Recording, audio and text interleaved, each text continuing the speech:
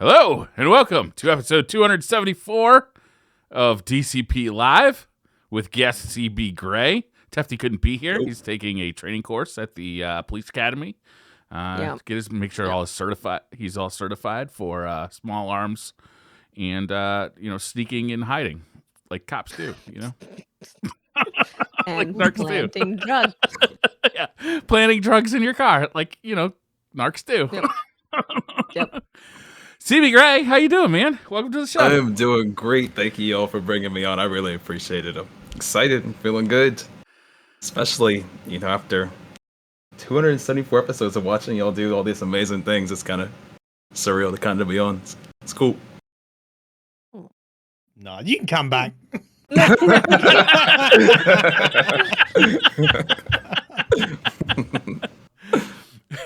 Amazing things. Mostly, I just remember the dumb stuff. Can dumb not be amazing? I guess.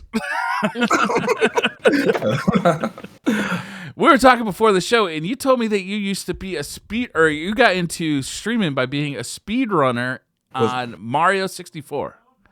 So watching a bunch. So it was more so like the first gaming system I ever had was literally these two things. Okay, so Game Boy, then 64. So played a lot of Mario 64 growing up, and then one day was like when the world's Twitch kind of clicked on the link, and then just happened to wonder if anybody played Mario 64. Started watching and realized that a lot of people race and speedrun the game and didn't really know what even the concept of speedrunning was, and just decided to start watching. And like 10 years later, I still watch, and just decided eventually when I started streaming to start trying to practice and get a little better at it. But that's what first brought me to Twitch. I was watching Mario, and then eventually when, Destiny came out, I was like, I wonder if people play Destiny. And then next thing you know, started, watching people play Destiny and watching this podcast. And next thing you know, here we are. I don't know. Wait, so were you speed running Mario Kart 64 before playing Destiny? Not Mario Kart, No, Mario 64. So literally, sorry, not Mario Kart. I'm used to saying Mario Kart. Sorry, Super Mario. He's just smiling. You don't know any retro games? I've given up Mario Kart. By the way, I I've retired heard. Mario Kart. Yes, you're Yeah, mad. so I just like happy. retro games. I just have a bunch of like old stuff, like all running all over the place. So I just like playing old stuff. So it was never anything serious. It was just really enjoyed watching, and then decided eventually when I had the actual equipment to stream it, kind of playing a little bit after I'd be done with Destiny every day. So I just like playing it. It's something fun. Nice. Have you ever seen that YouTube channel Summoning Salt, where he yes, all the time. Literally, it was the last decade. He does like the history of like the speed runs. Oh my god, they're great videos. It's so fascinating. He's a legend. Yeah, literally. Now he's I've been watching him for probably like a decade. Yeah, like him covering all of the the Mario 64 stories, Legend of Zelda stuff, Mario Kart stuff. Honestly, anything that's got any speedrun history, he'll cover. Yeah. Can you do that like backward Super run? Mario? Hold on. Can you do that backward run in Super No. Mario? No way. Okay. Wait. Oh, wait. The backwards thing in Mario Kart or Mario 64? Mario 64, where he kind of like. The BLJ. Yes. The BLJs. Yes, the backwards long jumps. I thought you were talking about something in Mario Kart. Oh, the BLJs. I'm sorry, my terminology is not. No. Your terminology was good. You said the backwards thing. I was like, okay. No, I knew what you meant. Yes, BLJs. Yeah, to be able to clip through walls. Yes. Sorry, Miley. What makes Super Mario 64 such a good game to speedrun? Because that seems like it's last the test of time. Is it because of it's mechanically a really good game? In my opinion, it actually is kind of similar to Destiny in the sense of like Destiny movement and the way the guns feel just feels so good. And for some reason, the movement in Mario 64 back in like it was made in '96, it's still in my opinion some of the best movement of all time. And then I think what also makes like a game like a good game to speedrun, at least in terms of like kind of like more like Mario or like Nintendo style games, is usually they try to like make you go kind of linear in a certain order to beat a game. But when you can start breaking things out of that linear order that was designed and circumnavigate certain things, like that's when I think games kind of get more interesting. And so originally you needed 70 stars to beat the game, which turned into 32, which turned into 16, which turned into 1 star, which turned into not needing any stars to beat the game. So that's kind of what can push things further and stuff. So it's cool. Damn. Hey, do you have to use the OG controller for it to be legit, or you can use whatever you want? There's two different categories for emulator and N64, but like I would never want to do anything that wasn't like playing from like back when I was a little kid. How many sticks do you go through? You like the controller? N64? Yeah, the sticks. They're always on the side. Oh Lord. For audio listeners, that's a lot of controllers. Yeah. So a couple.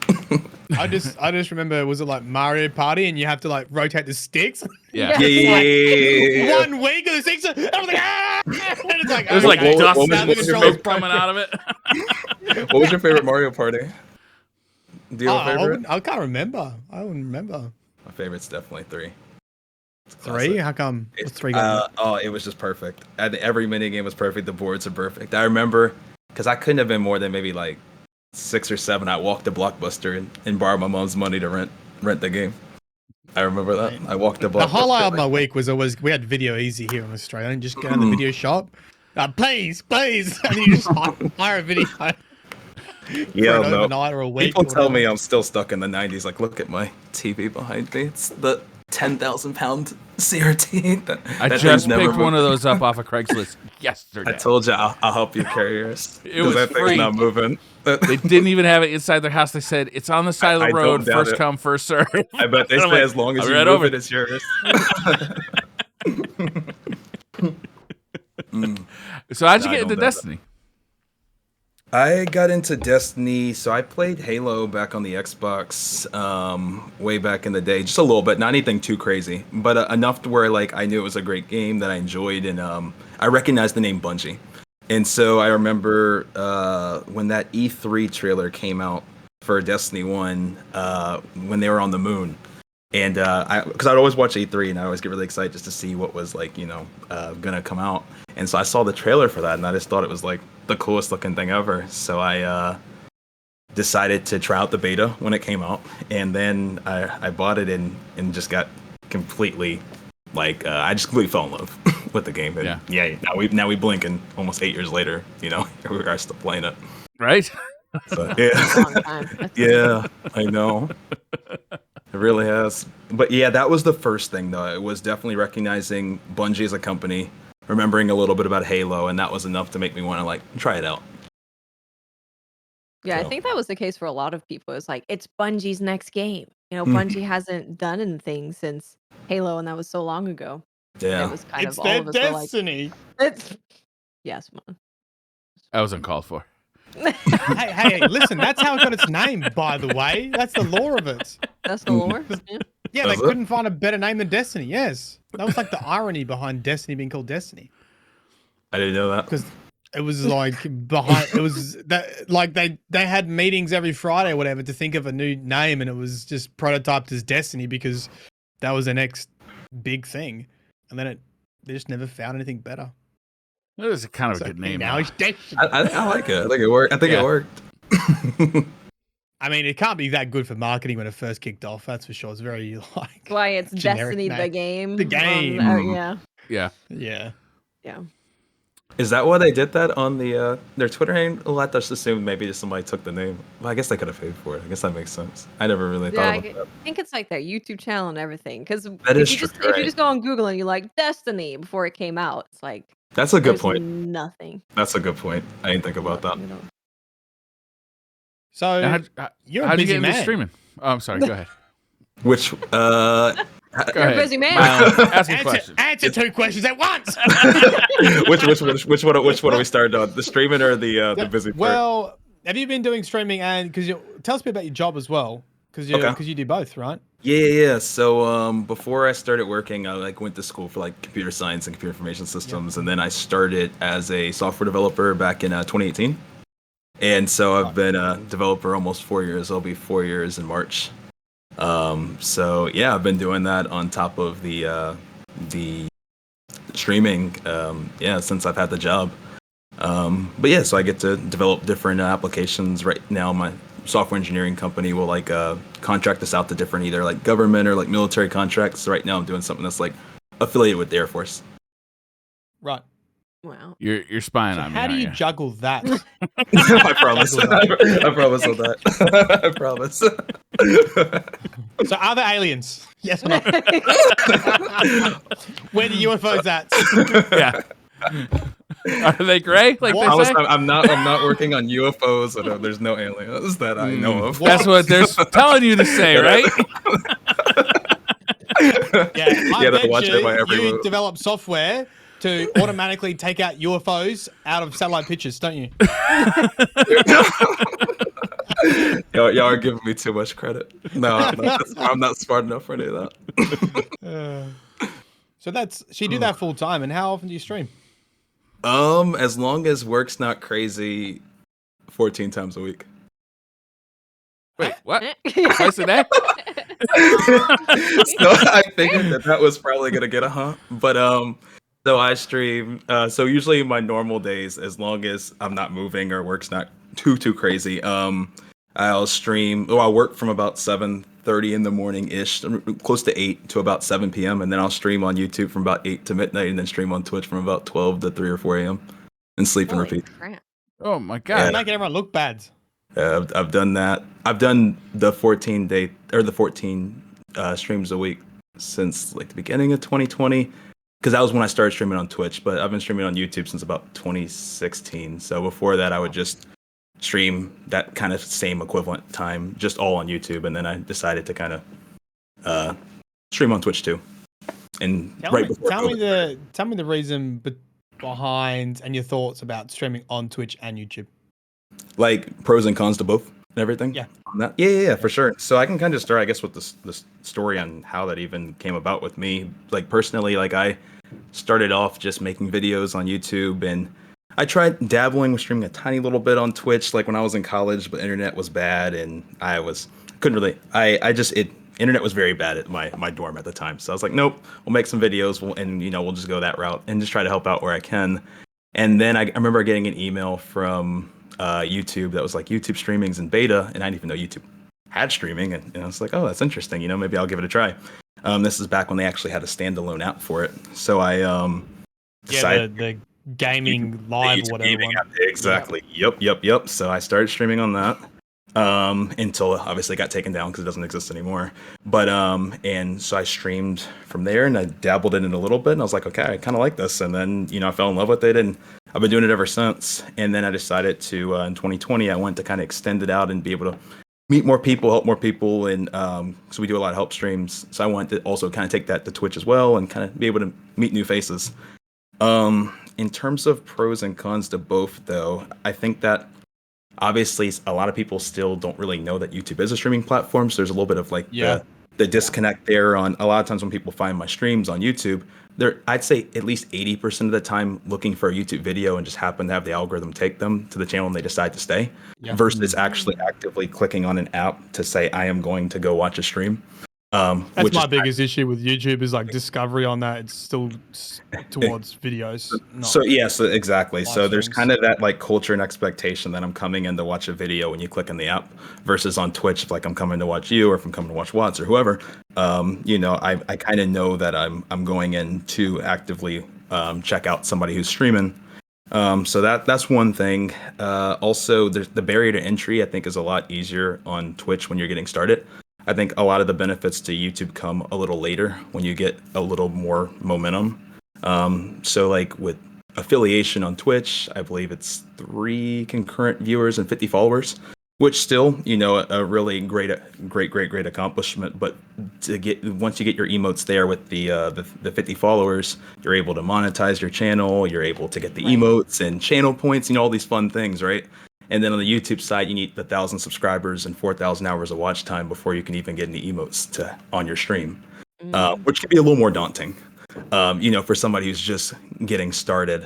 I try to be transparent when people ask about the different things. Like, Twitch obviously is 50-50 for the most part. YouTube 70-30. When you get a little deeper into it, YouTube, obviously, there's no directory. So it's not like I can go on the Destiny directory and take a look and say, oh, there's mine, oh, there's Once, oh, there's all the streamers that are on the platform. YouTube's a little bit different. You think you're gonna keep doing both, or do you think like there's been a bit of an experiment to like? Oh no, I'm definitely gonna keep doing both. definitely. Yeah, right.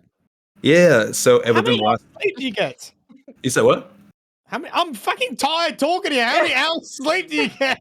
2 to 3 hours, I'd say most nights. How do you do 2 to that? 3 I get like grumpy if I don't get 8. Yeah. Just drink a lot of water.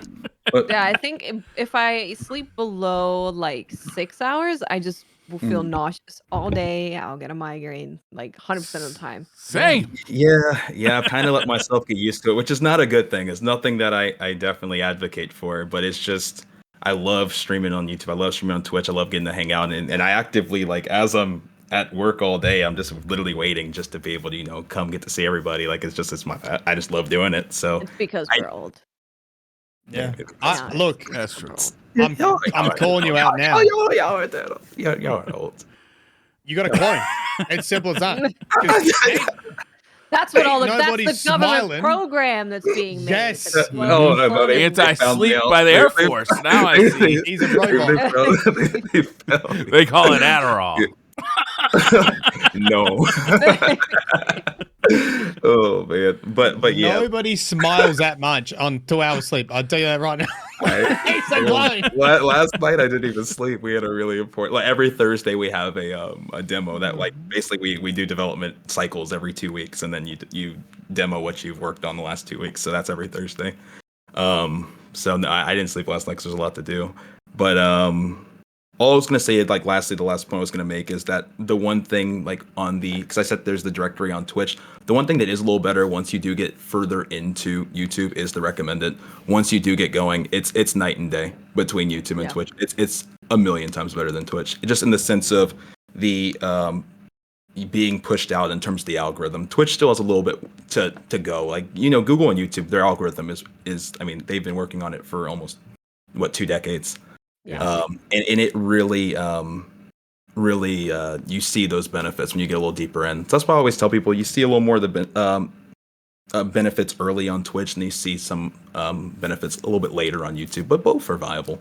I've noticed both. on YouTube that I've now, like, if I leave YouTube just running, you know how it'll just start playing videos for you, and it's trying to recommend videos that you would like.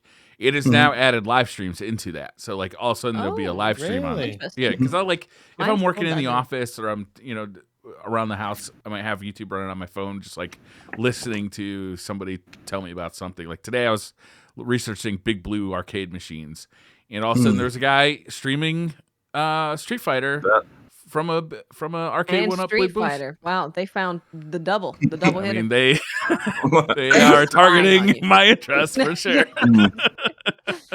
Yeah. So that and I know Twitch is starting to try with that, and it's definitely better than I'm sure what we all remember it being back in, like, maybe like 5-6 years ago. Twitch's discoverability, it's definitely gotten a lot better. But yeah, I'd say it's definitely a major benefit on the YouTube side. A little later in.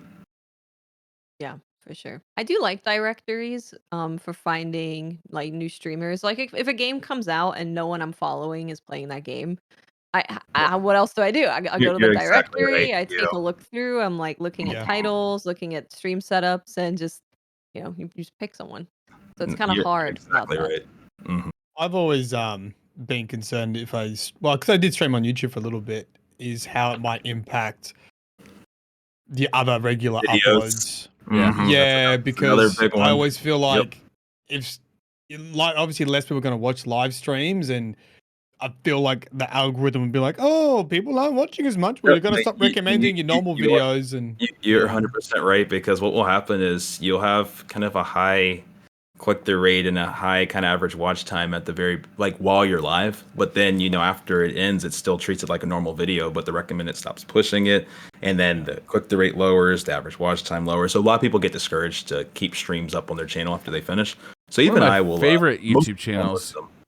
One of my favorite YouTube channels has started. They do the live stream and then they hide it, like it's not public, but they put it in a playlist so that you can still find it. Yep. If you know which playlist to look in, which I thought was pretty good. That's what I have. So that's what most YouTube streamers will have. Like if you go to, like, the Courages, the Dr. Lupos, the Valks, like anybody, like most people now will unlist and put things in a streams playlist. So that's what I do. Yeah. Or they have a separate channel, right? That too. Like for the VODs. Tim the VOD Tech channel. I know. I think. Yeah. I believe. Yeah, people have different channels for everything on YouTube because it all messes with your kind of Mhm. default Yeah. channel. You got the shorts channel, the stream Shorts channel the now. regular channel. Shorts Yep. channel. Yeah. Yeah. Mhm. Yep.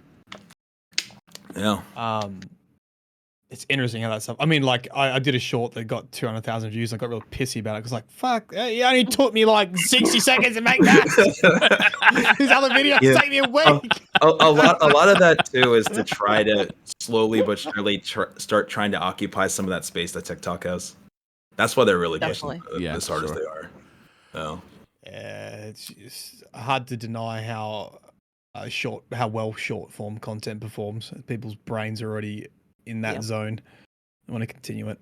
People's brains are broken. That's true. Look, I want to keep talking about YouTube and Twitch, but I am dying to ask Watts. Watts, you got a new cheater controller, and I want to hear about it. Yes, I got a PS5 controller. I'll take my control freaks off because that's gonna be confusing. But here's the controller. It is the PS5, the new PS5 Scuf. For comparison, if you're an audio listener, I'm very sorry, but this is the regular PS5 controller. Okay, so that's inverted. Is that shell custom or is it just painted differently? It's a different shell, so you can actually. It is a different shell. You can take the plate off, so I assume they're gonna sell plates eventually. Okay. So you can take the plate off, which then allows you to take the thumbsticks off, so then you can get like the higher thumbsticks or the lower thumbsticks or whatever. Okay. And then, there's the back. Is there 4 buttons or 2? There is 4. Yeah. So this is 1, and then there's kind of like 2 buttons. So nice. 4 paddles, and then it's also got the grip, which you can see, which the regular PS5 doesn't really have. And then also this is a bit smoother, like this part. Oh, it doesn't have like the mini PlayStation logos printed on it? Just a bit smoother. Yeah, and it's got, of course, like some Scuf stuff on it in there. But yeah, it's just. You have to pay extra for Scuf stuff? Well, you pay extra for paddles, which you pay for. But it's really good. I used it for about 3 hours today in Crucible on PS5, and it's good. It just feels like a better PS5 controller. Because like the body is the same, but you've got the grip and you've got the paddles and you've got like the front feels smoother. And you don't lose anything like the haptic triggers or anything? No, they've kind of got everything in there and USB-C compatible, all that. Wireless? Yeah. Oh, wow. Yeah. Nice. It's kind of got at the moment you can't change much. Like if you go to the PS5 Scuf site and try and order it, although it's hard to get your hand on it, maybe harder than the PS5. It's getting a bit easier though. You don't have much that you can change. Like on the PS4 ones, you can change like the triggers and you can change this to be a completely different thing. The D-pad, you change everything. But you can't really change much. But what Scuf does and Scuf has done for a long time is when they work with PlayStation, like it's official licensed kind of stuff. Oh, I was gonna say, is it official? Yeah, they've worked with PlayStation and all of that. So it's an official controller. It's just, of course, got all the stuff. Because I was thinking, why doesn't PlayStation just make controllers like that? Because surely it's more accessible for a lot more people. I mean, Xbox started making accessible controllers that were all different shapes and sizes. Yep. So are they no longer just taking the guts out of a PlayStation or Xbox controller and putting them in a new shell? Is that like, are the PCBs like their design, or are they still like the guts of a PlayStation? It looks like the guts. I don't know. I have no idea. So. Here you go. Wait, there you go. Here, this might be helpful. I'm trying to compare it to like the way it has this, which is the on the back of the controller where the paddles sit. Oh yeah. On board for the paddles. Interesting. Enhance. How much are they? Enhance. This one was $230. Wow. US. Yes. Wow, why so many dollary dues? But this is me whole barbecue and the shrimp. Yeah. Oh, you know what I can do? I can compare it to the Impact. So this is what I used to use. Yeah. I'll probably still use it on PC. That's a nice design you get on that one. That is cool. So it's kind of similar in body-ish, a little similar. But this is closest to like a 360 controller, I tend to say. That's what I was yeah, thinking. A little Xboxy.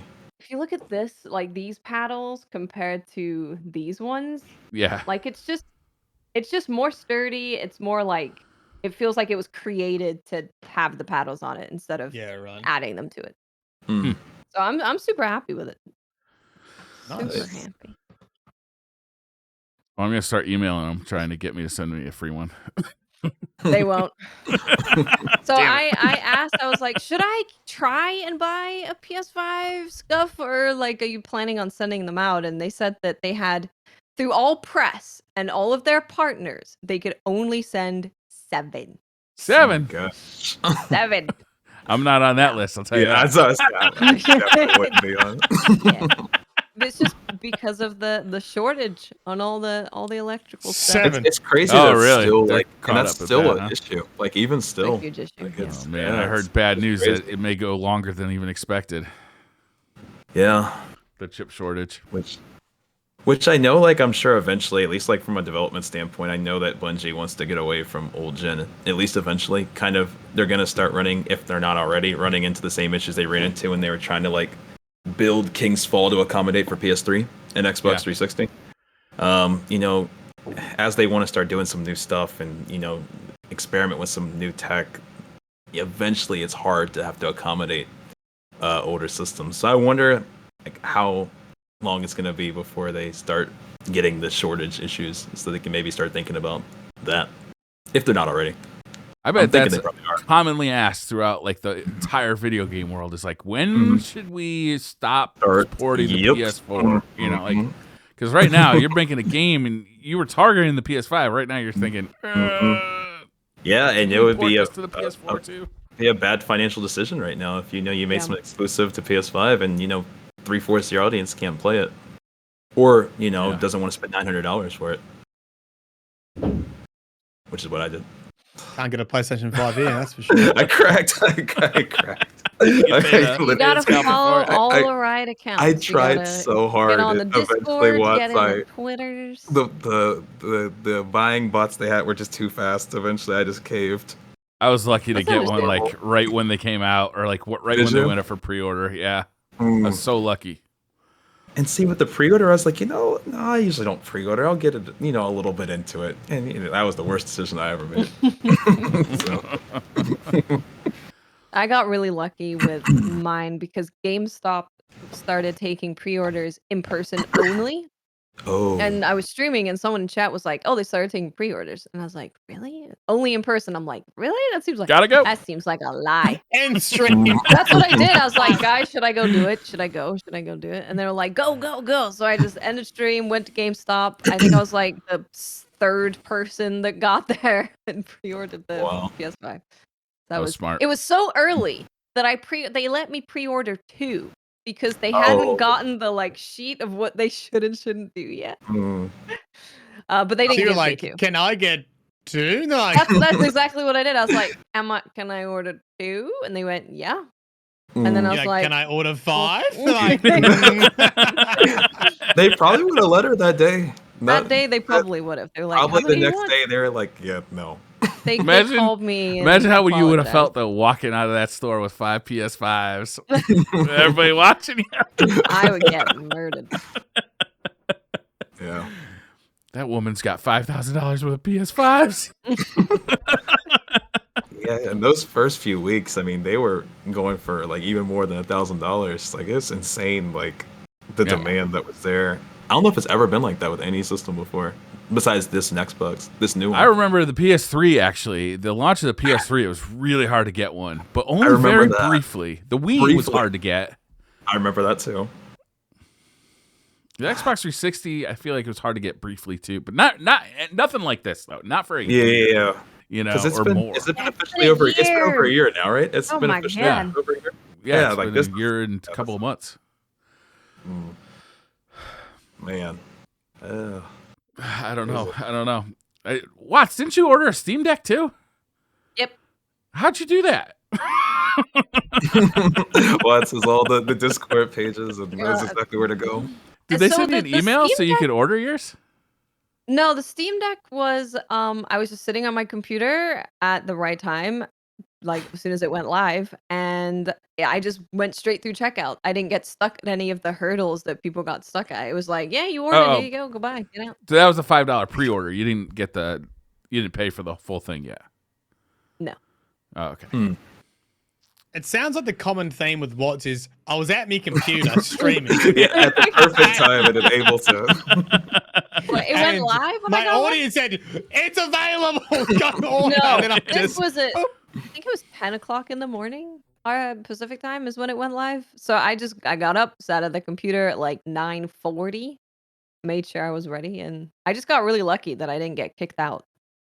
That's what I did for the Analog Pocket, and they told me you can have one in 1 year. Thank you. I'll just give you this $400 that you can hold on to till then. Oh, and they pulled the money. That's wrong. They should have waited. Oof. Should we talk about some Destiny? We could do that. Let's do it. Yeah. There was a TWAB this week. I was actually pretty happy with what I read in the TWAB, although I can't find my tab that has the TWAB. What were you happy about? I was happy that they're fixing HDR support because you could read that part then. Okay, Yeah, I'll read that part. It's like right in the middle, but I'm getting after it. They are improving the high dynamic range implementation in Destiny. In Windows 10, they're using a windowed HDR. Okay, so if you use windowed HDR, players must have the in-game HDR option enabled. In Windows 10 configured to use HDR enabled. Look, they're improving it. What does it mean, Brian? What does it mean? It's in English. I think the main thing is like they're improving its implementation in Windows 10, but I think across the board they're actually changing the way you adjust it to fit your TV. Because when I've used it I play on Xbox Series X or Xbox 4 and on PC, and in both of them, I find that the HDR is too dark on my OLED TVs. Yes. Right? It's just like I cannot see enough detail in the dark areas, so I end up turning it off for Destiny. So hopefully, they're adding this new calibration UI that you'll be able to adjust the midpoint and the peak brightness, and hopefully that will adjust it so that it works with my HDR TV. Because unfortunately, HDR as a technology is kind of across the board. You don't have to really. There's HDR classifications like HDR 200, 400, 800, but just because your TV says it's HDR doesn't mean it can actually do it. And then when you turn on HDR, like what are you actually seeing? So hopefully with this calibration tool inside Destiny, we'll actually be able to use HDR in Destiny. I'm sure other people are using HDR in Destiny, no problem. But for me, it's way, way too dark on fairly good OLED TVs. I've heard that from multiple people too. So hopefully it does fix that. Does that go live right when Witchwing goes live, that change? Yes, I believe so. Nice. So Destiny's going to look even better for some people. Yes. That's cool. Very nice. Well, we've lost Watts. She's a dedicated TWAB reader. You're a 12 person. Where we go? I guess we go. They also actually going back to the HDR stuff. Display calibration settings are now stored per platform. So if you play on two platforms like PC and Xbox 4, it's previously like Destiny's trying to remember your settings, but now it'll remember your settings per platform. So your Xbox settings are going to be different than your PC settings, which is good. Very nice. I know there's a lot of people who play on multiple platforms, like PC and console. I do that too. No, I get that. I have the same thing happen across PS5 and PC. Yeah. Interesting. I don't want to jump the gun on the other new stuff. Go ahead, talk about it. What do you got? I'm curious on what do you guys think on some of the things that are coming back in terms of weapons. I know I heard a lot of people talking about it. I kind of just read it myself, literally right before this started. So I have at least the TLDR on it. But in terms of like Summoner coming back, them reissuing the Nightfall weapons, just curious on how initial reactions on that. Well, I don't think I got a good summoner, so that would be nice to actually try for summoner. Because I really didn't start playing trials until they did the big revamp on it, and then sort of played it, not played it, played it, not played it, and back to not playing it at the moment. But jumping into the summoner might be worth it. What have you been playing recently? Well, I mean, we just started doing a bit more GMs with Tefty and Watts on Saturdays, so we're doing trials. But we had a good time. GMs are a weird spot for me. Like I go through phases of liking them and not liking them, and same with trials actually. So it'll be good to switch things up and do a little bit more trials, especially with summoner on the line. Doing trials, nice. Mylene? For summoner, yes. And a new weapon. Yeah, they did say that. They didn't. No, they didn't list what it is, but they did say that. That's what I was gonna say. We could probably guess. There's a sidearm that we haven't gotten. It was bow. What other weapons? I'm trying to think. Yeah, what don't we have? Sidearm, bow. I know there's glaive. You reckon we get a trials glaive? Ooh, what if it is a trials glaive? Oh, okay. Briar wants to play trials. I suddenly want to play some trials. If it was a glaive, that would be hype. We don't have an LMG. It glows like the sun. LMG. Is there anything else? I think that's it. Sidearm, glaive, LMG, bow. Yeah. So one of those. Breach launcher? Launcher? Oh, why are you like this? In a jail. Yeah, true. In a jail. That's true. Bringing Trials Mountaintop into the game. Yeah. It was like, no. Not again. Oh, there's no trace rifle. That's right. Oh, true. Yeah. And now that they introduced, the legendary one, maybe that could open up the door to some new legendary traces. True. Which I like traces. Oh man, I hope it's a glaive. That would be cool, It has to be. I feel like it has to be. Well, now I'm going to be disappointed if it's not. I'm going to try to keep my expectations managed. Yeah. Oh, there'll be outrage though if there's the new weapons or trials like a reward. People are like, oh my god, I can't play PvP for it. Well, get over it. Yeah, plus, if we can do it, you can do it. I'm sure. Plus, they'll definitely have a glaive. Whatever's been in the trailer, I'm sure will come probably through the story or something that is obtainable. I would guess. Yeah, I think you can craft one, so you'll be able to have a glaive. You just might not have the trials glaive. The glaive. Yeah. Right. And there's changes to reputation coming. What were the changes for that piece? Does it start from Vanguard Ops? Is that where they actually get into stuff? I know that a lot of ritual reputations at the very beginning. Okay. We'll just read through it. It'll be great. Yeah, we've been lost without you, Watts. Been waiting for you to jump in there. Looking at the data for Season 15, Guardians were approaching the new Vanguard ranks differently than what our models initially assumed. According to our findings, players were running more Vanguard strikes than anticipated, and were optimizing for the new activity streak at a lower rate as well. We used the data from Season of the Lost to adjust the model to be more accurate with actual behavior, and then retuned everything to bring the average gain more in line with Crucible. For Season 16, expect increased Vanguard reputation on completion, activity streak amounts, Nightfall multipliers, and Nightfall completion quality bonuses. Vanguard reputation gain should be approximately twice as fast for most players, with the ability to optimize even faster by playing higher difficulty Nightfalls. Basically, you're going to get Vanguard rep quicker. Yep.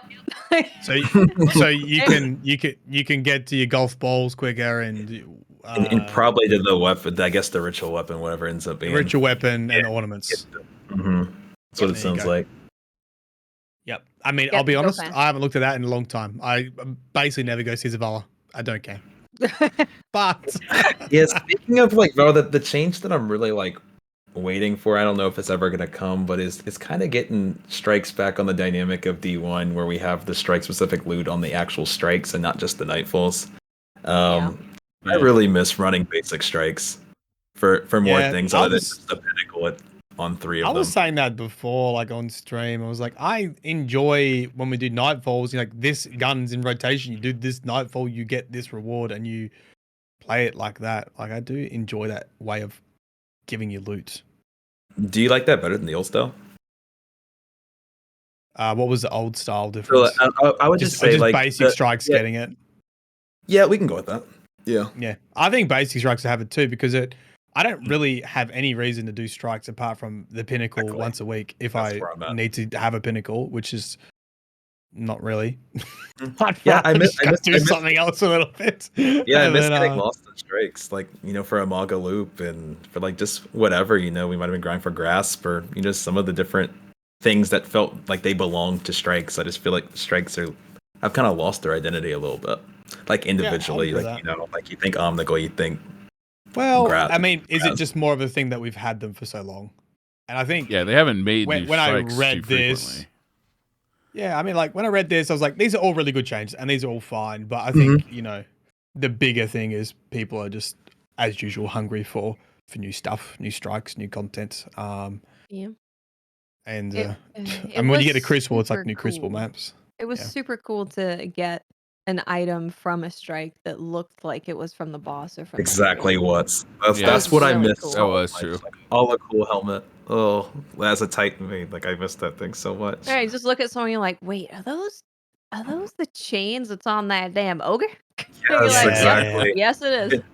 And so that's what I think. That's what I meant when I meant by like identity, Mylan. Like, so just take like for example, like when the Moon Strike came out in Shadowkeep with Hashladum, which is Crota's daughter, and the fact that like there was nothing exclusive that dropped from that, I just felt like was like almost like a missed opportunity. Like, and they did introduce some like of the Red Hive kind of loot that did come in Eververse, like the Red Hive Ghost and Sparrow and Chip.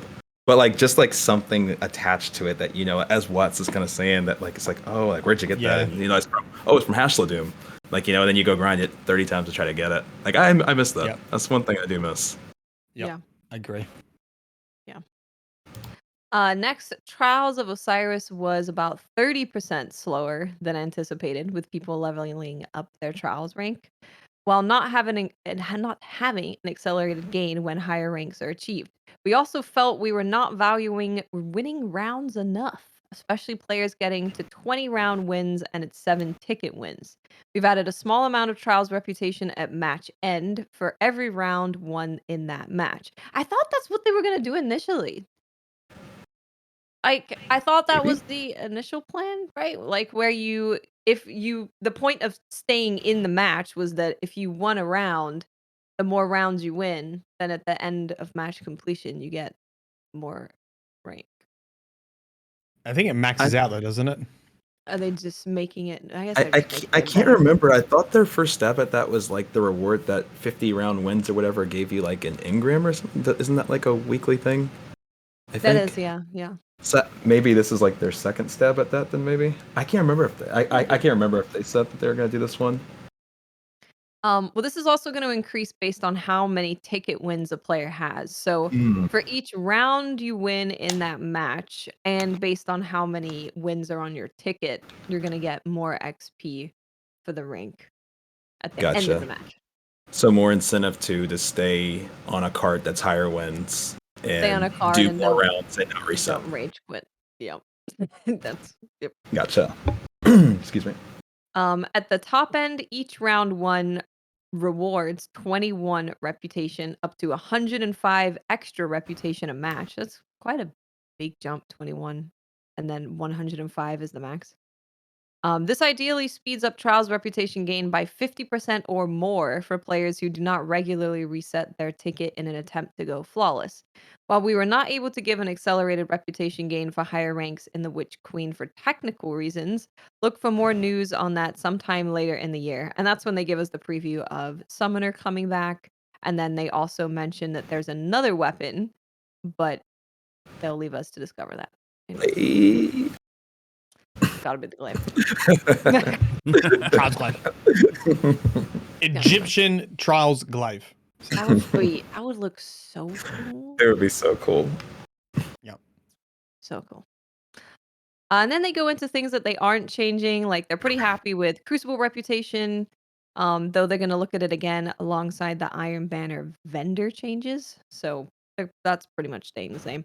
Gambit reputation gain was about 30% slower than desired, but with the Gambit revamp coming in Witch Queen, with like a full season to analyze playstyles and patterns before making any changes. More details that it and a coming twab, but they don't say when. But yet Gambit's getting a revamp. It is. Hopefully a new map, I pray. Maybe something on Savathun's Throne World. That would be super cool. It's just always heavy ammo, man. Like people invading with primaries or even snipers is so much fun. Like they have to, if they're going in with the primary, they have to close that gap. They have to like get among the enemy more. But people just sit at the back. They just shoot Eyes of Tomorrow or Sleeper or whatever, and it's just it makes it a lot less fun. Maybe they'll nerf the spawns of heavy. Who knows? Maybe. Your heavy is disabled when you invade. That could work too. Yeah. Oh, I like that. Make it that. How about going through the portal just like erases your heavy? Just can't switch to it. They also said that they're not currently making any changes to the activity streak system or the placement of the ritual ornaments. They've heard feedback on it and don't believe it currently meets our design goals. So they do plan to change it eventually, but not right now. Lastly, we know how annoying it is to not remember which reputation bonus is active by Thursday, Friday. Starting in the Witch Queen, when double ranks or rewards are active, those activities will have a modifier on the launch screen to remind you. That's nice. Nice quality of life. And then they go into Vanguard Ops. So in an earlier TWAB, they mentioned that Season 13 Battleground activities are being added to the Vanguard Strike playlist, and it's been renamed to Vanguard Ops. So you're going to be able to play Behemoth, Oracle, Hailstone, and Foothold, which are the Battleground maps, I guess you'd call them. That's interesting. How do you guys feel about that? I think I'm okay with it. Anything getting added to the Strike playlist is good. Yeah, in general, I think I can't say I remember them off by name. So it's actually inside of the Strike playlist. I think I read that. Gonna rename because I remember the Strike playlist in like separate notes or whatever. Interesting. Oh, so it's in the Strikes. Okay, I didn't realize that. Gotcha. Yeah, for some reason I thought it was separate nodes too with Vanguard. Yeah, right. It's inside the Strikes. Yeah. Yeah, so you're going to be able to do like bounties, quests, triumphs, challenges, all of that also in the Battleground activity. I wonder if that means that those are like, I wonder if those are like now able to be Nightfalls. Yeah, can they be Grandmasters? Are we going to get Grandmaster Battlegrounds? No. Oh my. Grandmaster Battlegrounds. There's so many ads in those things. You will just be dead. Just die. Dead. Next, they're talking about Nightfalls. We've been slowly iterating on the pressures and challenges we apply at each of the Nightfall difficulty ranks. One big outlier was the strike-specific modifiers with damage boosts and other effects that enhanced boss attacks. While some of them were cool and fun, who doesn't like getting yeeted 5 miles by Sadia? They nerfed her for a reason. They were generally inconsistent and were punishing tactical play more than the intended build crafting. So we've removed these from Nightfalls, starting at Hero. Well, okay. We also added a new style of burn called Acute, which will increase player damage taken from a specific element by 50% and increase player damage done by 25%. That's not fair. That's cheating. That's illegal. Most Nightfalls already had a 25% damage received modifier, so this will be an across-the-board increase of 25% in both directions. So at least you're going to do more damage. So that's nice. You also got to melt like a puppy in the sun. Yeah. I don't know. That's an interesting change. I don't quite get it. You do more damage, but you take more damage. Yeah, I mean, I understand that concept, but why? Why? I'm sure because that's going to scale, I would assume, all the way up to... does this count for Geons? I mean, it's under the Nightfall umbrella. Like, yeah. If they add the acute burn on there. Protective light. Secondly, we're moving the seasonal strike modifiers that we introduced in Season 15 from the Vanguard playlist to Nightfalls. These are unique buffs and boosts that aid you if you lean into the combat themes of the season. For Season 16, the themes are Glaive and Void. These rotate weekly and appear on all Hero, Legend, and Master Nightfalls, so they don't even mention GMs right there. Okay. We look forward to your feedback on these as we continue to iterate. And then they give us a look at 2 weapons that are coming for our new Nightfalls. I don't know what they are. So these are Silicon I don't Neuroma's one, recognize isn't them. it? so these are duty bound and silicon aroma. Yeah. Yeah. I do like silicone aroma. So, That's a so nice- yeah, that's so a back nice from one. Pyramidion and back from Sabathun Song were the 2 that they dropped from. I did always like that sniper. That sniper was nice. Yeah. They're also I don't think I doing ever some- got it. Like I tried many Yeah, okay. times, but I don't think I ever got it. Time to do I'll be trying GMs again. then with Queen Bray. Yeah. We've also been iterating on how we communicate the shields present in a strike if match game is on, like the Legend and Master Lost sectors. All Nightfall activities now have a modifier that lists the shields used. That's nice, because when It's the we're about best to thing in go the into the GM, right? We're about to go to the GM. Me and Mylan are going to chat. What shields What they shields? got? Yeah, What yep, shields? I'm the exact same. What shields are in the Nightfall? So I have no idea. How many shields? Nice. And you don't know until you go in there, so it's kind of sucks. Yep. Okay. Now we have changes, well, I assume changes, coming with Lost sectors. So when we introduced Legend and Master Lost sectors in Beyond Light, we were forced to split the daily Legend and Master Lost sector locations, since there was no way to select difficulty within the public bubble. Thanks to some fresh technology built for the Witch Queen campaign, which I assume is I would because you're assume going to the be able hard to pick hard mode campaign, Yeah. because you're going to be in a public bubble when you do that. Yep. This limitation is now removed. So now there's going to be a single daily Lost sector, and then you can choose Legend good. or Master. This also good.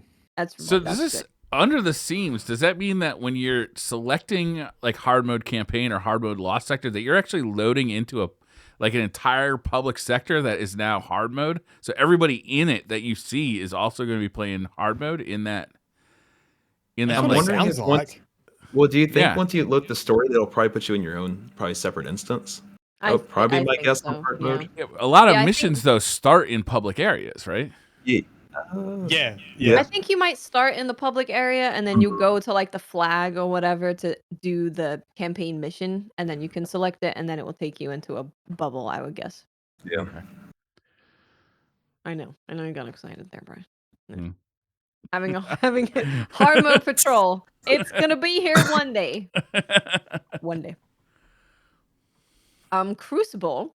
So they said they don't have any specific changes with Crucible or Iron Banner in this TWAB, but they'd like to address the longer respawn times, which they implemented in the 30th anniversary patch. No one liked it, is the TLDR of that. People don't So they like to give wait to play some- video games. Yeah, and the thing is that it didn't make spawns better. So I die to a golden gun, I spawn, I die to the same golden gun, but I just have to wait longer to do it. So I'm still having terrible spawns and getting shot at as soon as I spawn. So you might as well let me do it right away. But they go into a bunch of stuff that kills per minute was slightly down. Mercy rates were down, but they were up in Clash. The rate at which players quit went up slightly when the changes were introduced. So there's a bunch of things that they're saying that we didn't see a ton of statistical differences, but the statistical differences weren't positive enough to keep it with the community saying that it sucks. Good. Copy. Yep. So they're reverting Crucible respawns. I feel like I guess I didn't play enough. I didn't even realize that change was in. Clearly, I need to dive in a little more into the Crucible. Or you don't have to.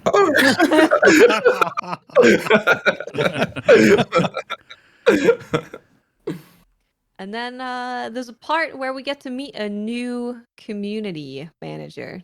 And his name is Bruno. and he's in Spain. So he's going to be covering Southern Europe, Latin America. He's going to be the community manager for all of those. So you can read this and get to know Bruno a little bit, especially if you are from those regions, because he's going to be your dude now. Nice. Yep. Very nice. Which is interesting because Destiny or Bungie has their own pockets of teams already for like globally. You know, we've got like Australian Destiny Bungie reps essentially with they're not technically community managers, but yeah, it's interesting to see that like in community manager role, looking after a region. I wonder if other regions will get something similar eventually. Hope so.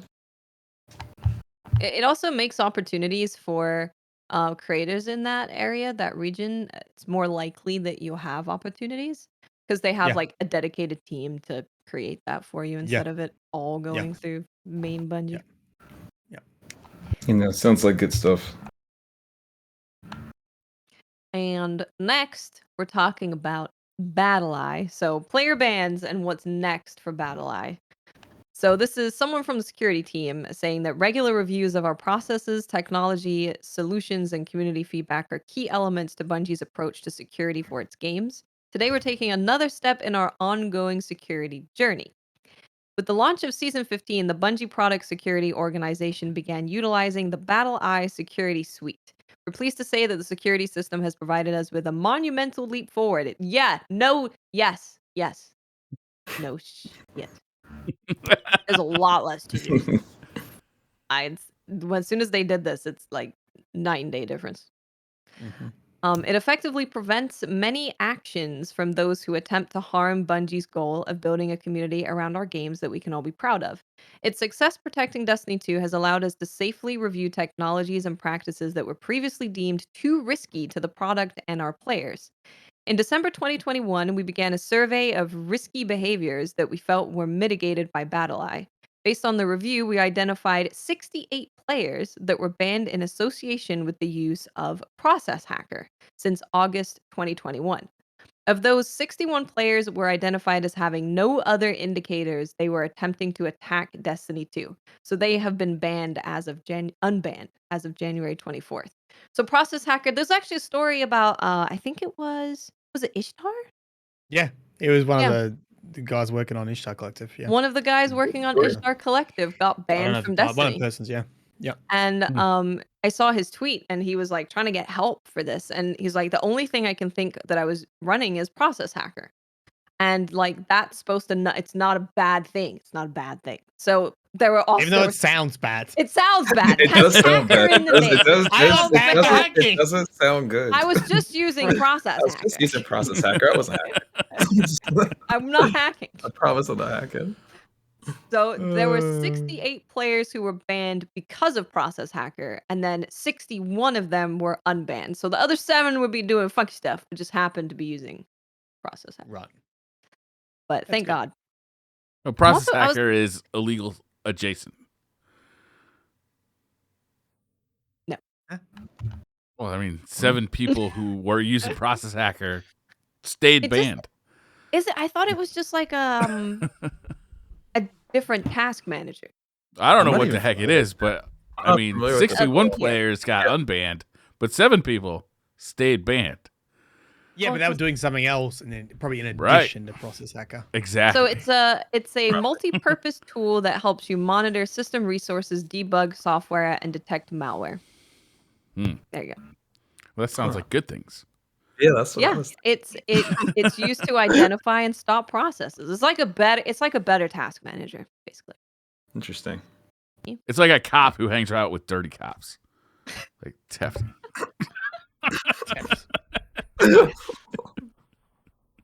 And then they just said to end it that we expect this will not be the last time we unban players who were previously banned for security concerns. However, our efforts to review and improve our product security practices and methods means the unbans will be the result of disciplined investigation and our ever-evolving understanding of the risks to Bungie, Destiny 1, Destiny 2, and our players. So if you think you got banned, just like and you shouldn't have been, just make a ruckus on Twitter and hopefully you get some help. How mad would you be if you were one of those 68 players that just got unbanned? Like, I'm not coming back. You just banned me. I put in $300 into your product over the last, 3 years. There's no way. All I was trying to do was run anti-malware with a hacker ban product tool. Process hacker. The rest is just like play support team, but I did want to read a part about Bungie names because we haven't had an update on Bungie names for a while. And we know that they initially launched Bungie names. You pick your Bungie name, and then they were gonna have a time where you can change your name. Currently, if that's your name, that's your name. You can't change it. That's it. You're done. Right. So they're currently investigating a way for players to change their Bungie name in a future update, targeting a date close to Witch Queen's launch. Upon an investigation into a player's real name being used for their Bungie name, we have determined that this issue occurs when a player sets up a Steam account with an email containing their name, doesn't change their Steam account name, and then upon activation, it takes on the email address name. Yeah, I heard about that. I saw that on Twitter. Man. Yeah, I saw this as well. Yeah, their personal information was their Bungie name. Jesus Christ. People were kind of harassing them. It's unfortunate. Yeah. Well, wait until Witch Queen comes out. Yes. And then you can change your name. You're not stuck with it. Yeah. Also, Big Titties 420. You can change your name finally too. He's not gonna.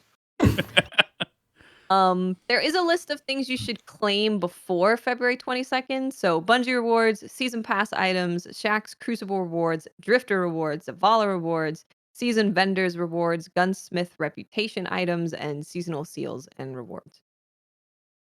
Claim the things. Just claim the stuff. Yeah. Claim the stuff. I opened the cat picture. I had to. There's always hidden cat pictures. I think that is about it. Besides the movie of the week and the art of the week, there was some crazy art this week from Farian Art, who had it's an image of Savathun. Like Savathun's head is massive, and then there's a golden gun hunter popping the golden gun. He always does good stuff, man. Dude, there's so many talented people in this community. It's insane. It's crazy, right? Like the Destiny community has probably the most talented artists I think I've ever seen. Yeah, that is really cool looking. Concentrated in one community. Agreed. Really good. Here's a question for you. Yeah. When are we going to get the conclusion season of The Lost? I don't know, Mr. Loreman. Season of The Lost? Here's a question for you, Loreman. When are we going to get the conclusion for season of The Lost? Are you thinking now that... So February 1st, maybe? Yeah, someone said something about a lunar alignment. They're like, astral alignment? It was Jarv. I saw that tweet. I know exactly what you're talking about. I know exactly what yeah, I could maybe dig it up. Let me see if I could read it. Someone mentioned to me in my stream, they're like, lunar alignment or something. It was definitely, I did find it. It says, I'm often asked, when is the exorcism? We're waiting for an astral alignment. The Lunar New Year begins with the first new moon of the lunar calendar and ends 2 weeks later. This is on Tuesday, the 1st February, and concludes 2 weeks later, the week before Witch Queen. That would make sense. Yeah. That would be big brain if they did that. That would be big brain. It would be. If there was a little sneaky hint in there that it's going to be, aligned with real life. That'd be interesting. Yep. But I mean, that's what my job this week is. I'm going to recap the recaps. I'm going to go back and remind myself of what happened in Season of the Lost, which is, you lose all that momentum from that great storytelling. Yeah. When we've got a big season. Are we thinking that the exorcism's going to be like a mission, like some sort of live event? What are you kind of thinking, Mr. Lorman? Mr. Lorman. I'm assuming we'll do like a final mission. I don't think there'll be a live event like they did with the Almighty or anything like that. I'm hoping there'll at least be a mission and a cutscene, because they've had some pretty awesome stuff in Season of Lost, and Season of the Splicer. So I imagine leading into a really big expansion like Witch Queen, we should at the very least get a nice little cutscene leading into Witch Queen. That'd be nice. It's gotta. She's gotta get out the crystal. Yeah. Yeah. Before we get into anything else, I do want to bring up a tweet that DMG put out. because people were confused about what's going into rotation, what's coming out of rotation of like Nightfalls, Trials, Iron Banner. So he put together a little list of weapons that are cycling out of loot pools when Witch Queen comes out. So Trials, Igneous Hammer, and Sola's Scar is going away. So 2 are going out, 2 are coming in. Grind that hand cannon. Yeah. Nightfall is the Swarm, Shadow Price, Uzume, and Hung Jury are leaving. Copy.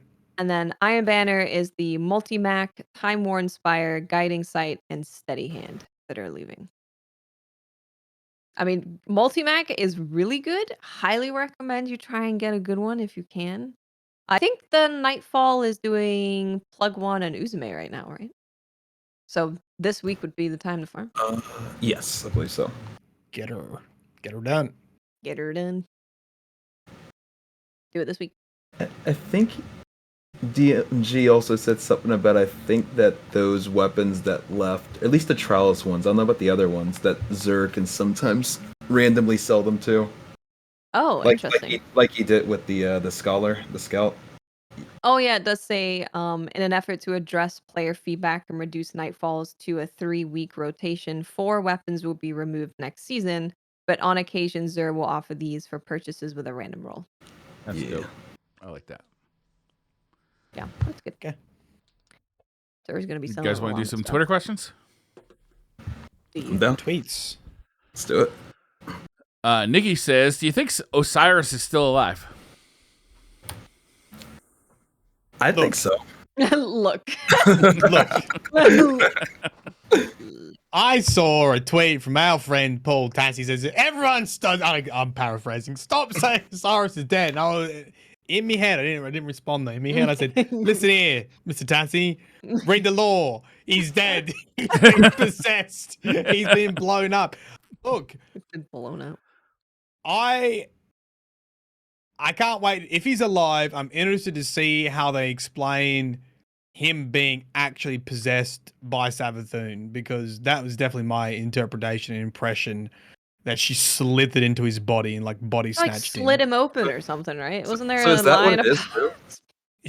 She's described as like a worm larvae, like this blob of black that like slides into his body in one of the lore tabs. Oh wow.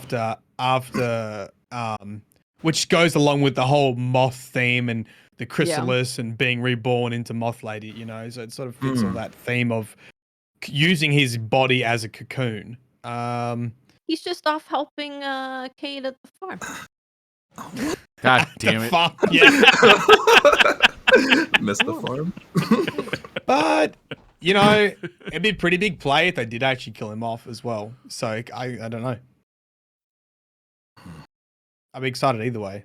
Because here's the thing though, ask yourself this. Everyone's like, no, he's still alive, Okay, so Savathun and Mara, the 2 most manipulative tricksters in all of Destiny, have told the truth on this one occasion. And Osiris, yes, is alive.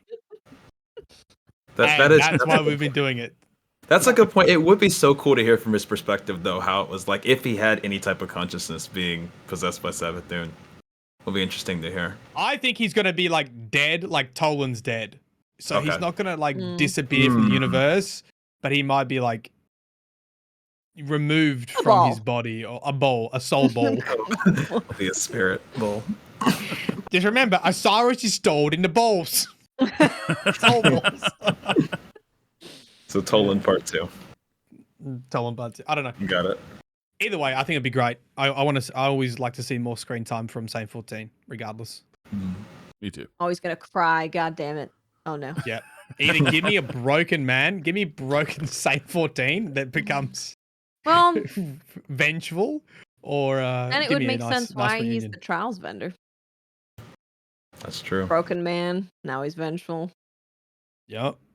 Yeah. Mylan's having flashbacks of when he got teabagged on the first week of trials. Oh no. Mildew Department Landlord says, let's go. What's your favorite sniper? Favorite sniper? Anybody? Shotgun. Whisper. Felwinters. Brainer Felwinters. 100% Whisper the Worm if it's this game. Oh, No yeah. doubt. I don't know. I've been trying a bunch of different legendary ones, and I'm like, they all kind of feel pretty much the same. Like, there's not enough difference, especially in the ones we have right now. Like, that's why I'm kind of happy that Silicon Neuroma's coming back, because that one kind of sounded a bit different, looked a bit different. Yeah, I don't know. I don't know what my favorite is anymore. I'm having an I think the one I identity use the crisis. most is what's the Deepstone Crypt one? Succession. Yeah, That is that's what I nice. use the most That's a because nice I've got one. the Nice got the and snappy. Those guns are reconstruction on so it. pretty too. Yeah, Pretty guns they're that good. sound great. Good. Yeah. That's my best one. But I think if you're looking at aesthetics, like Whisper of the Worm is Yeah, I just amazing. love that one Oh, so much. yeah. And what's the Rasputin one? That the looks only cool thing about too. that one is that it's a Destiny 1 gun at heart. Yeah, it's like the lore attached with it. The Yeah. whole Zol story was I don't know. I like Zol a lot. Pepe says, "Can you adopt me?" Anybody looking Yes. for some? Here, see, Briar, you were just looking. how coincidental was that, Briar? That would be what You're just saying you needed help lifting TVs and stuff. Here you go. Free labor. So it's not technically free. Briar, how divine is that? That's actually hilarious. Spencer Armsworthy says, who does CBGRAY consider to be the actual Destiny 2 GOAT? Y'all. No. But we talking about people or in game? If in game,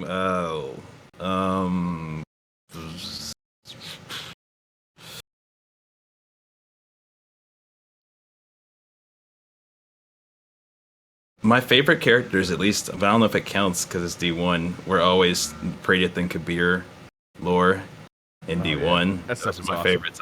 I love them so much. D2.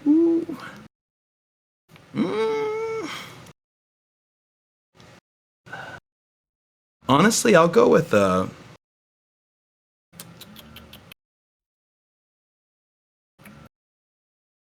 It's a tough one. Really got me on the spot. We'll still go with Zol. I'll go with Zol, the Worm Gut. I always wish too that he got a little more than the strike that we got with him. But yeah, I'll go with him.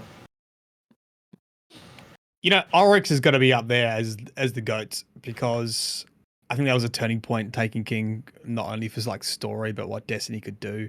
His character. And it just like I feel like he just started that whole saga and it's still going years later with his sister. Reverie Dawn says, what do you think about the Nightfall Trials weapons that are coming back? I'm happy that Summoner is coming back. Summoner, especially for, I think, DCP. You know, DCP has a Summoner history with Hope Bear screaming how many bullets he has left. So, yeah, I'm happy that Summoner's coming back. It's a fun auto rifle. I like it a lot. And Silicon Rome, I'm happy about that too. Yeah. I'm always down for more guns, to be honest. Damien says, would you rather hear or smell a mile away? Here. Do not want to what am I smelling? Am I smelling everything within a mile away? Because I don't want to do that. That's such like a tough dog. question. You know, it'd be like I could sniff out bad guys. But imagine too, like you're trying to sleep you were and tempted. yeah. Imagine trying to sleep though and being able to hear everything in every direction a mile away. I feel like me headphones. I think it'd be bad to smell everything though too. Yeah, that is true. I don't know which would be worse. That's a tough question. I'd prefer I mean, I to wear could put headphones than on. And a nose pincher. Yeah, fair get enough. those noise canceling headphones. I think you're all set. Yeah. Private Pinky says, "What Destiny character would be significantly enhanced with a mullet?" Zavala. Probably, I was gonna say one of the bold ones. I'll go Zavala. All of them. Zavala, yes, technically I'll go correct. Zavala would be good. Zavala. Everything is enhanced with a mullet. Yes, I agree. Cobalt says, "What's the worst advice anyone has ever given you, and did you follow it?" Worst advice anyone's ever given me. If it was worst advice, I wouldn't have followed it. And then if I did follow it to figure out it was the worst advice, then I guess I followed it. Yeah, I guess whatever the worst advice would probably be would be good advice that ended up not being good advice retrospectively that you looked back and realized Right. that was advice. Yeah. Huh. I had a friend who came to me. I got to say this quietly. I had a friend who came to me before I got married and told me not to get married and like listed out the reasons why I shouldn't do it. And I didn't listen. And I'm glad I didn't listen. Thank God. But it was a really weird thing to do. Like I've heard people joke about it. Don't do it, man. You know, like you're losing your freedom, you know, like stuff like that, like joking around, like, you know, Yeah. bachelor party kind of stuff. But this dude was serious, and he laid out like an argument of why I shouldn't do it, specifically, like very specific reasons. And it was really, I'm glad I didn't listen. That's for sure. Wow. That's some pretty bad advice. Yeah. Yeah. A woman you're going to be happy with forever. Don't do it. Yeah. And that's the thing. It's like I am happy. Like I really do love my wife. Glad you didn't listen. Yeah, I'm thinking that's a really hard one. That's a very hard one. I don't know. Like, who would carry my TVs up the stairs if I hadn't gotten married? Back to the TV. I would, bro. We already talked about this. Right. I would. You're the best one.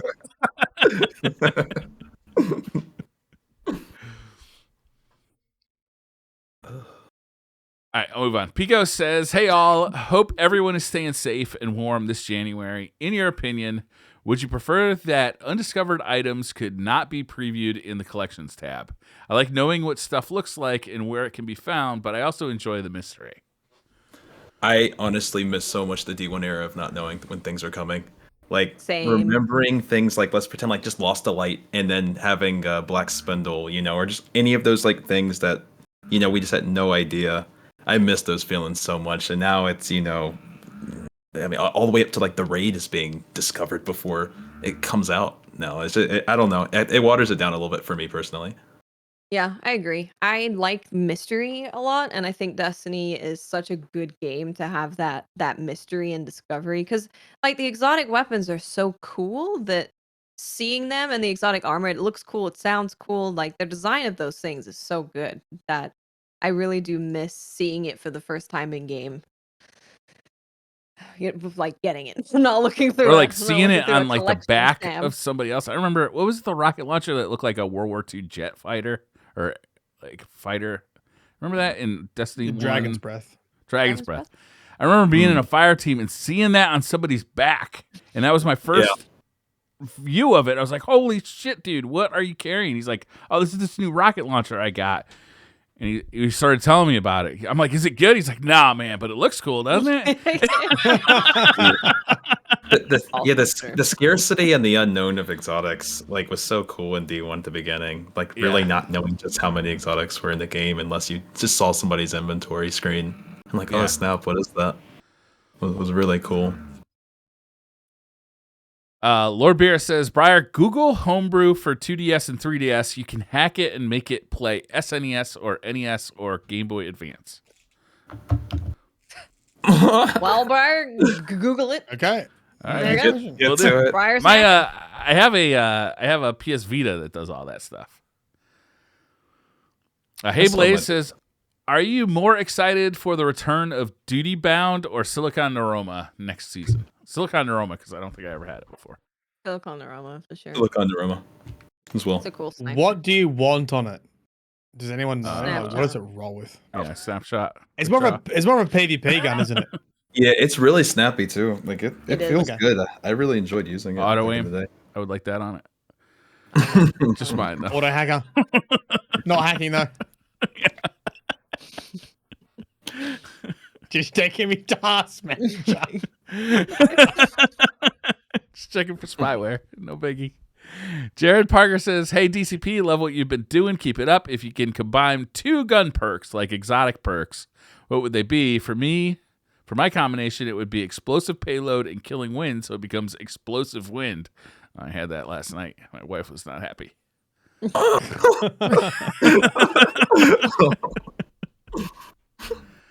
Explosive wind. Nice. 2 gun perks that you'd like to combine. Oh, don't know. 2 gun perks. I'm just thinking.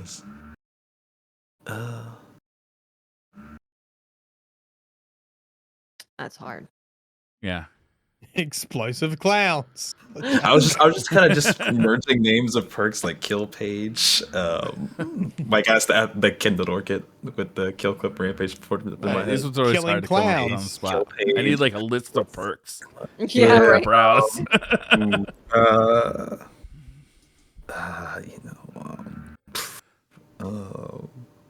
That's a tough one. Yeah, keep that one in your mind. We'll move on. Zachary Richardson says, welcome to debate. Today's prompt will be, what would happen if we closed all restaurants in the world? Tefty and Watts will discuss the benefits of this action. Breyer and Milan will discuss the negative benefits. CBGRAY will judge who presented the best case. Sorry, Watts, you're on your own. Tefty went to cop school and abandoned you. That's fair. That does sound like something. So we're saying we're for all restaurants closing. Is that correct, or am I against? I forgot. All right. Good talk. Great debate. What would happen if all restaurants closed in the world? Tefty and Watts will discuss the benefits. So Watts wants to close all the restaurants in the world, and me and Milan the only thing left is to eat bread. If there's no restaurants, it's the only option. No. Look, cannibalism is not an option. Positive thing. Where will we get beer? Where will we eat? I would literally starve if restaurants closed. You got the grocery store? No, I'm not going there. That's COVID.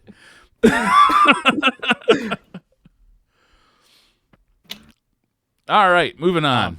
Watts wins. Oh, go ahead. It's a great argument. Well done, Watts. Watts wins. There you go.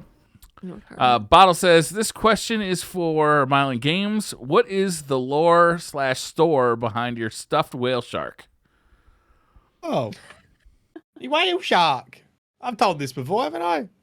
So up in Exmouth, the north of Western Australia, there's you go swimming with the whale sharks, and last year we did that, and it was really cool. Big old whales. They basically take a boat. There's a helicopter up in the air that spots them from the sky as they swim along, and the boat drives in front. And similar to, I mean, I've never jumped out of a military plane parachuting, but it's a bit like that. You're sitting like, go, go, go. And you jump out of the back of the boat, and then you wave at the shark to swim along. And you get to have a cool look at a beautiful beast, mate.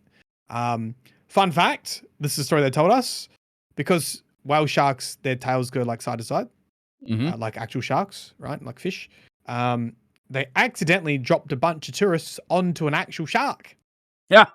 Not the whale shark. Fun fact, Proper 7 shark. people died.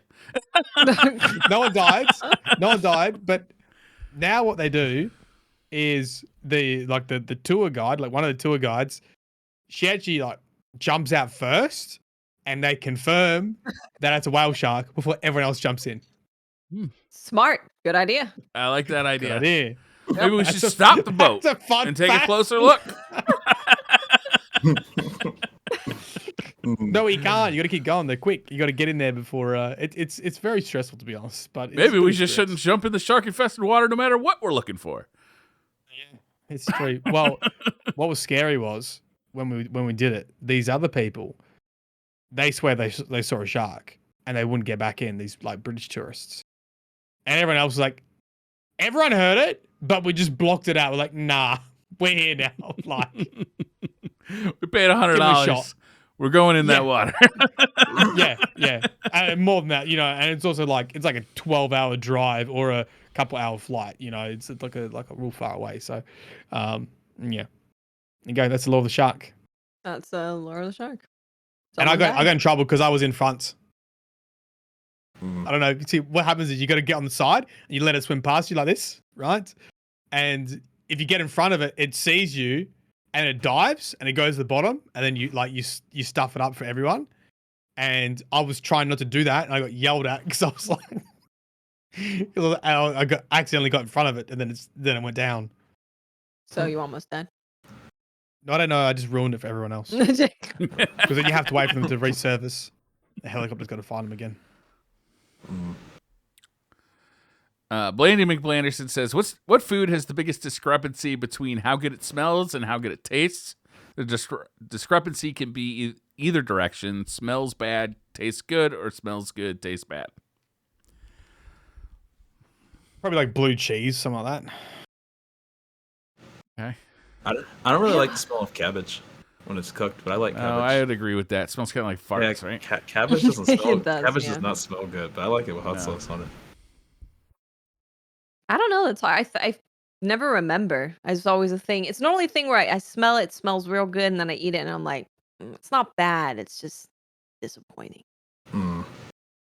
But I can't remember what it was.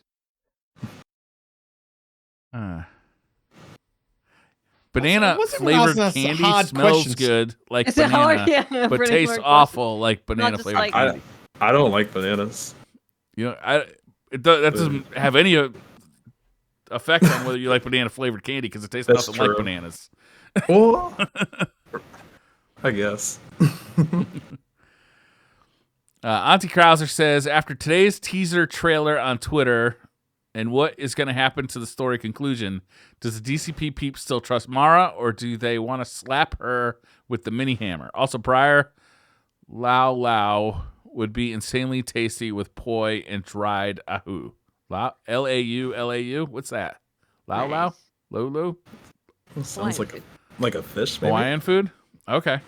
Sounds like a fish. Briar's like, yeah, I'm down to be eaten with Hawaiian food. No, wait, stop. Why? No, That's what they're saying. Briar would be... Thank you. Good one. Good one. He read it and still didn't realize what he was saying. That's true. I was so taken aback. Now we're not answering your question now, so take that. Mr. Macalito says, for CBGRAY, if you could only eat one cookie for an entire year and nothing but said cookie, what cookie would you choose?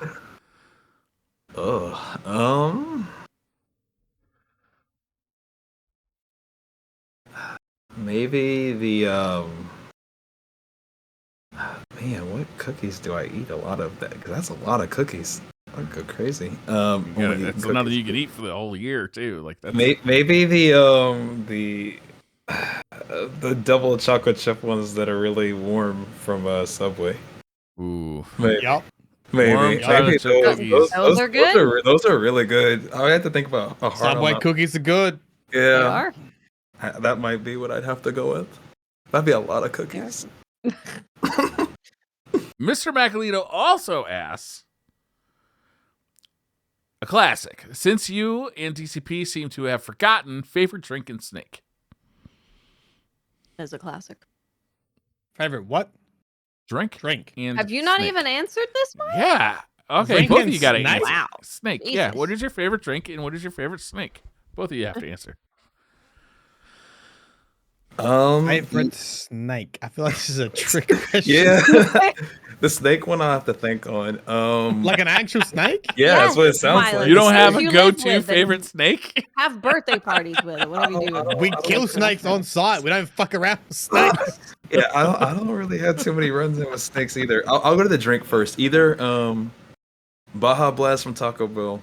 Oh, you Or and this Tefty would get along famously. Yeah, definitely either Baja Blast or there's this drink down south called Tahitian Treat that I get when I go see my family in Georgia. Ooh. That would be the other one. It's like What's a in fruit that? punch soda. Okay. It's like a fruit punch soda. So one of the two of those. Snake? Favorite snake? Let's see. Something Maybe cuddle with? Black Mamba. Black Mamba. Ooh, poison. Just because of Kobe. I don't know. I don't even really know snakes like that. Besides. Yeah, there we go. There we go. There we go. Mylon, your turn. He's Googling Vanilla snakes. Coke. Vanilla Coke is my weakness. I love vanilla Coke, Okay. especially with like a burger. Yum. Favorite snake? Dead snake. No.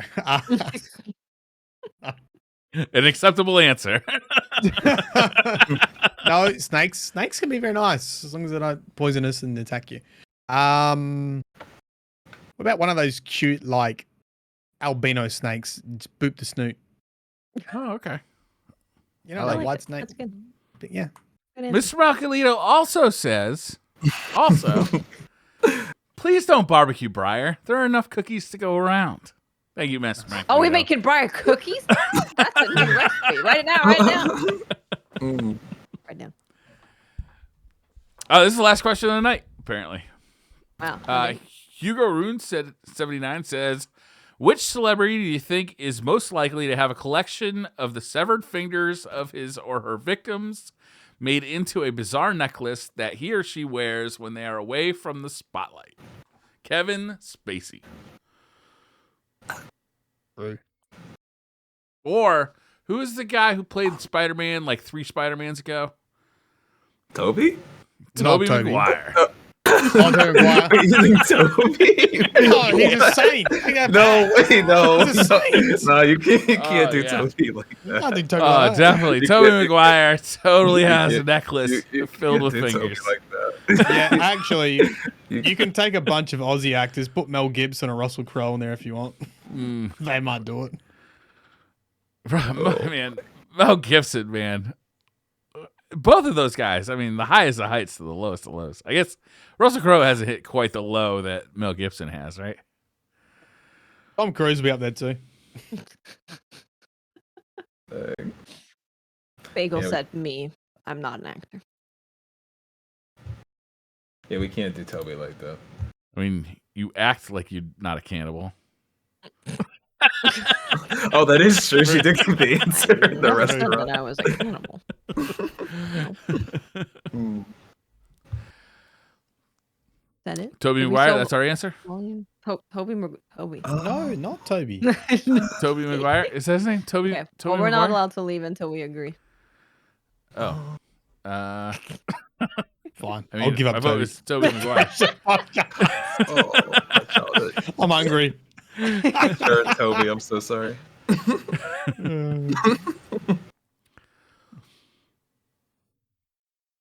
Yeah, sure. I'll go with that. All I right. agree. Toby Maguire. We've solved all the problems of the universe. Please don't sue us. Thank you for coming on, CB. Oh, of course. No, Yeah, thank you this for was having fun. me. I really appreciate it. Like, it's really, really, really cool just to, be a part of it. So thank you for the invitation. Thank you for Oh, coming. thank you for being here. That was very fun. Of course. Appreciate you coming on. There's a new episode of Firing Range coming up, so look out for that. I think we post that on Saturdays now, right? Is that right? We post it on Saturdays? Yeah. Lord that's knows. Yes. right.